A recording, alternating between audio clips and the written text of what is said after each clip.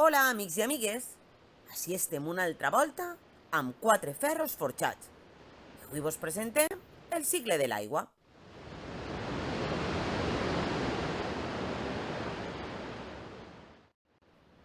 L'aigua, com tots sabeu, la trobem a diferents llocs de la Terra. Als mars i oceans, als rius, als llacs i a aigües subterrànies. Però l'aigua està sempre al mateix lloc? Veiem-ho. L'aigua està en constant moviment. El sol, amb els seus rajos, penetra l'aigua dels oceans i de les mars, fent que aquesta s'evapore i pugi al cel en forma de bafarada, en el que nosaltres coneguem com el procés d'evaporació. Una volta al cel, aquest vapor va juntant-se i formant núvols, que emmagatzemen l'aigua en el que nosaltres coneguem com el procés de condensació. Els núvols van fent-se a poc més densos i quan s'ajunten en una corrent d'aire fresc formen tormentes. I aquestes tormentes cauen a la terra en forma de pluja.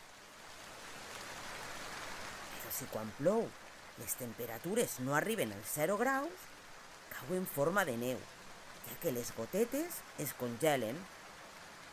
Això sol passar a les terres més altes o a les de l'interior, ja que poques voltes neva a la costa. Aquest és el que nosaltres coneguem com el procés de precipitació. Una part d'aquesta aigua penetra dins de la terra ocupant petits espais lliures i formant el que coneguem com aigües subterrànies. Aquestes són molt importants, ja que són les que utilitzen les plantes per alimentar-se. Si l'aigua baixa encara més, forma aqüífers, que quan pugen a la superfície formen els llacs. Per altra banda, les precipitacions també són les causants dels cabals dels rius. Aquests travessen les vessants de les muntanyes i acaben desembocant a les mars o als oceans.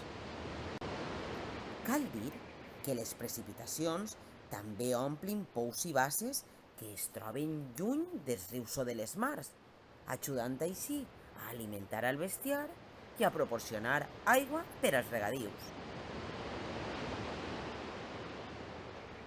Quan de nou els rajos de sol penetren als mars i als oceans, s'inicia una altra volta el cicle de l'aigua. Esperem que vos hagi agradat i hagueu après una mica més sobre l'aigua, part fonamental de la nostra vida. Fins a la propera, amigues i amiguetes!